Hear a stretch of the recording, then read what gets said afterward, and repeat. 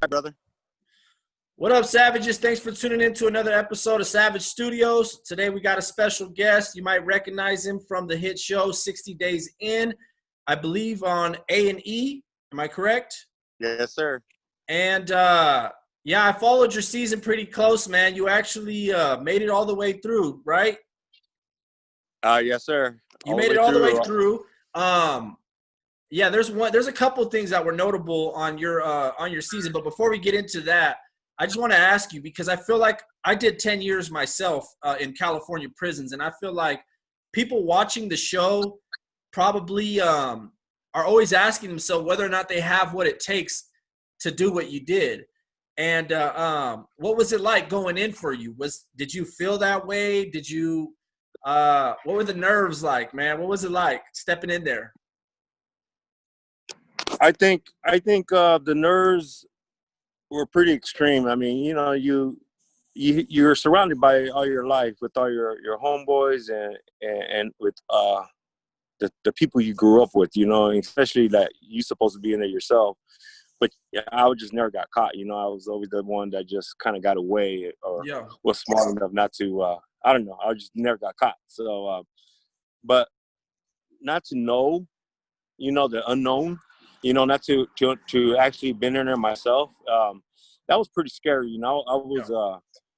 petrified, I guess. I never really admitted that to anybody till now, but I don't know. It just seemed like, here it goes, and I'm that type of guy. If something's gonna go down or something's gonna happen all my life, I'm like, okay, I want to put 2 feet in it and let's just do this. And that was the hard part, but the unknown was the most scariest thing, I guess. And all the stories that all my partner, even my son, that told me, all the stuff that goes on in there, just like, okay, here it goes, because I'm an older man, when I Yeah. was young buck, I can do it, you know. Yeah. But you know, being an older man, you kind of like, oh well, I can't throw no more like I used to, and you just don't know. You know what I mean? You're not like gonna get in shape when you find out you're gonna go in jail. You don't start like weightlifting and start getting bulked up or anything. It's funny you say that. I actually one notable moment from your season was there was a younger gentleman who was disrespecting a female officer, and you kind of told him something and were willing to go there with them, and I respected that, man. I seen that and I liked that, man. I was like, wow, he's an older man, but he's gonna stand for his, and you didn't run from it, and you stood for something of morals, because it seemed like the pod you were in was really kind of wild, and there was a lot of disrespect going on in the pod that you were in. So to stick up for that lady when that youngster was talking bad to her, that was pretty good, man. That was pretty commendable. To touch base again, I never wanted to like make anybody feel like crap or bad, because it's bad enough that the poor kid's in jail for real. You know what I mean? I'm just in there as a fake inmate. You know what I mean? So he really has some real deal stuff going on. Yeah. And his name was Alan, and we were cool. We were cool and stuff like that all through the whole thing. But through the whole thing, he was kind of like that. He was like, I don't know, just kept name calling, these girls, and the majority of the jail in Fulton County, they were all women, Yeah. and it was sad because he just kept on. It got heavy on me for a while, and then towards the end, he got the best of me, and I tried to calm him down. What A&E didn't show was that I tried to calm him down. I tried like, hey, bro, you're about to get out. He had his papers ready. He's like, you're gonna get out like in a couple hours. So Yeah. be cool, man. You don't want to charge already, because he was complaining about her like he wanted some soap or something. I don't know, toilet paper or something. So he just calling her name. I walked all the way over there and told him, hey, Alan, be cool, man. You don't want to do this. And he's like, fuck that bitch. He just kept on, fuck this hoe and this and that. And I snapped. I just said, because most of the time, old school would be like, I'm just gonna hit him. I'm just gonna Yeah. hit him. Yeah. That's how we do it. Yeah. But before I did that, I knew that we can catch an actual charge. So I was say I can't do that, and I don't want to do that, but he got me to that point. Yeah. So when I saw that, I had to let it go. I just told him, I said, you know what you need? You need an ass whooping.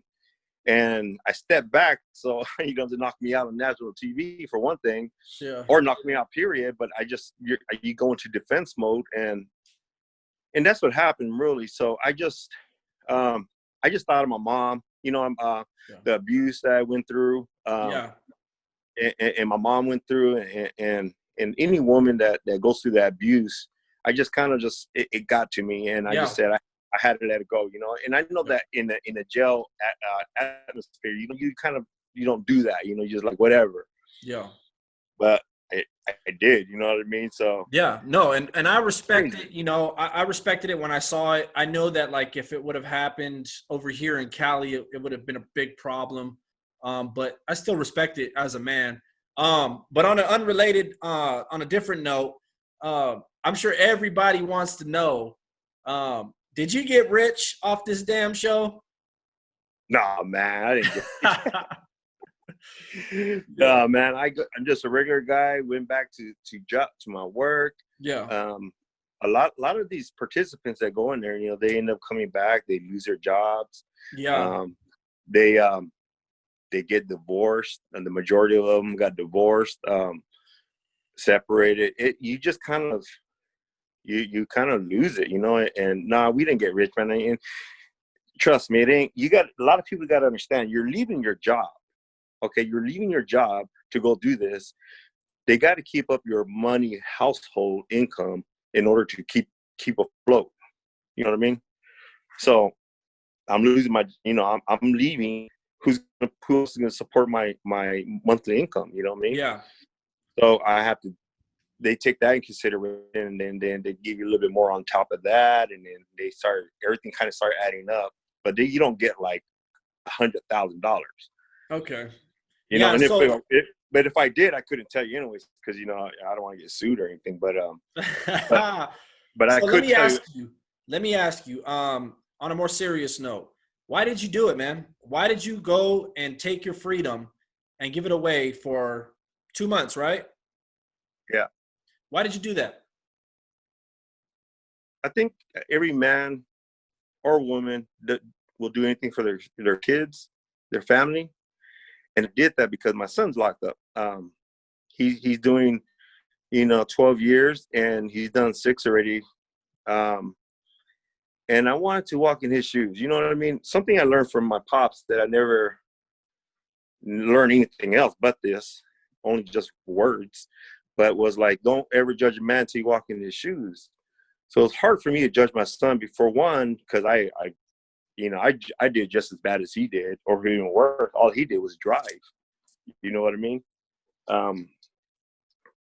As far as me, I couldn't judge him because I did it just as bad. So, but he just got caught in his first time offense.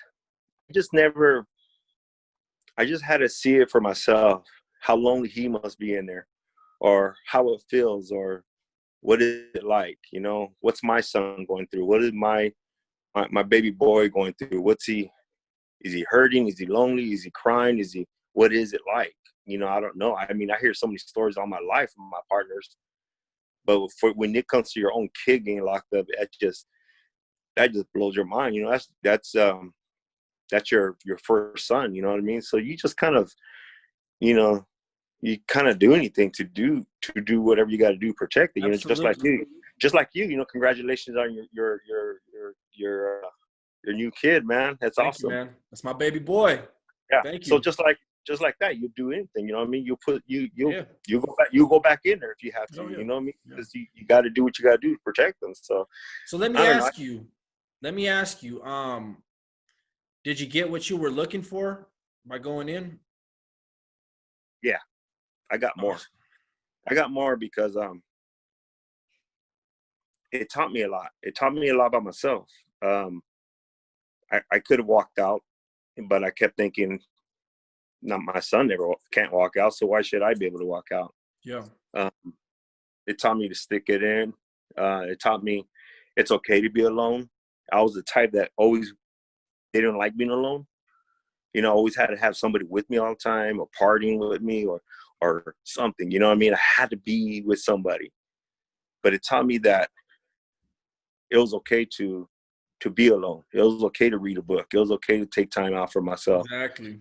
You know what I mean? And find peace within. You know, they say that you find Jesus in there. Well, you know, you think about that a lot, you know, and it gives you time to say, hey, I do got to take time for my Lord, you know. So you got a lot of things that you really think about. Let me ask And, you, I went in at 16. I got out last year, May 9th. I'm 28 years old now. If you don't have to answer, this is too personal, but I'm very interested. Um, how do you feel now? As far as, your son being incarcerated, going with what you went with and going and seeing what he's going through. How do you feel now about a situation, or maybe how he's handling things right now? it put light on the things that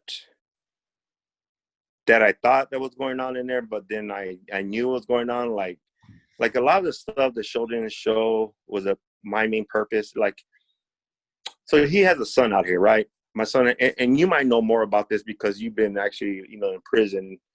But my son, he has a kid out here, and I've always felt when guys from prison or jail ask for money to their women for commissary, it didn't make no sense to me, because like, why you want shoes, or why do you want this and that? You know, the government or our tax money pays for, you know, for your bed, medical, all that stuff. And I kind of still believe in that. However,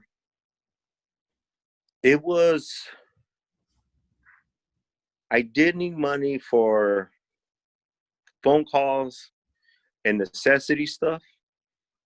And I could see where people use the money for gambling and to make their food a little better, taste better. And I get all that, you know, but I'm an old school, you know, I grew up with rice, beans, and papas, you know. I'm like, hey, that's what it is. If it tastes good, it tastes good, you know. And so, I don't know, you kind of, I don't judge it as much. I kind of understand it now.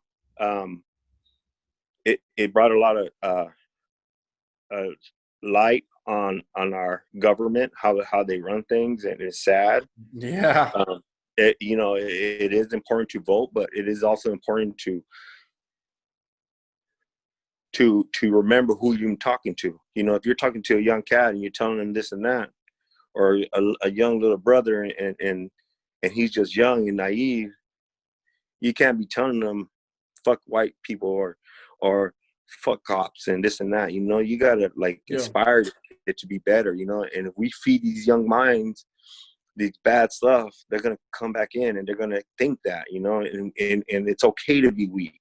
You know, we want to be strong all the time, but it's okay to say I'm sorry, or it's okay to say I love you. You know what I'm saying? So it taught me so much, man, and it was a beautiful thing. You know, the one thing I take from this a lot is that I saw my Christmas Carol. You know, I was able to go in the future, sit in the jail, knowing that I was going to be there one day.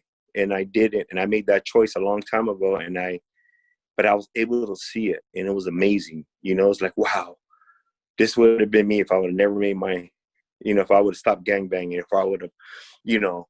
When I first saw you, I had been watching a few other episodes or seasons or whatever. I don't know why I like this shit after 10 years of really being in, these prisons. I don't know, but I watch it. And the one thing I was saying is like, there's a reason why they can't do it. They don't really come to Cali and do it just because of how everything is ran in these jails. However, when I first saw you, I was already complaining that there was no Latinos anywhere in that damn jail. I couldn't see none. I never seen them. So when I seen you pop up, I was like, oh man, there goes one. I was like, what? So I was already rooting for you because, you were, Raza, Yeah. you know what I mean? Right. But it was man, it was an experience to watch your whole journey. I paid attention to your whole story. Like for viewers who didn't know, I already knew about like why you went in. I knew about when it was getting real hard for you and everything, man. You knocked it out of the park with your season, man. You did great, man, because you were actually not so much participating in a show, but doing something on a spiritual level, taking a journey on a deeper note, and you actually learn and actually allowed your mind to see some things. As far as canteen goes, look, that's an old school way of thinking. I remember like my dad did a lot of time back in the 70s, and back then it was like you don't ask nobody for nothing. You don't write home and say send me shit. You don't do that.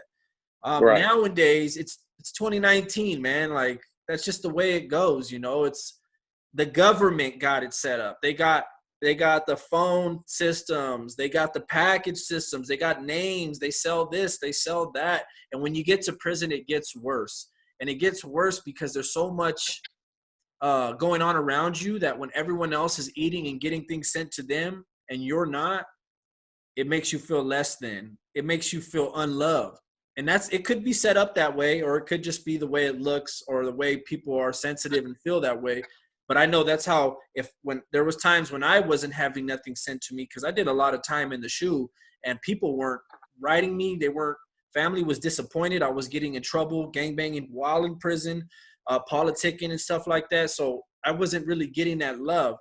So I would feel sometimes, I wouldn't, cry to nobody, but I'd be sitting there and people got TVs around me. They got, store and clothes, and I don't got nothing. I got state issued everything. I'm starving at nighttime. I work out all day long, so I burn right through the meals. But nonetheless, man, I'm just so happy, man, that I finally got you on. I appreciate you coming on, man. You killed it on your season.